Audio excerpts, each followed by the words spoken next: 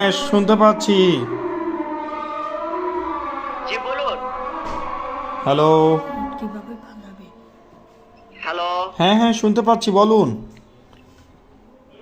জি বলুন, আপনি কি বলতে চাচ্ছেন বলুন। আমি কি বলবো? আমার এখানে ডলার ভাঙবো কিভাবে? $250 $250 আমার জি এখানে।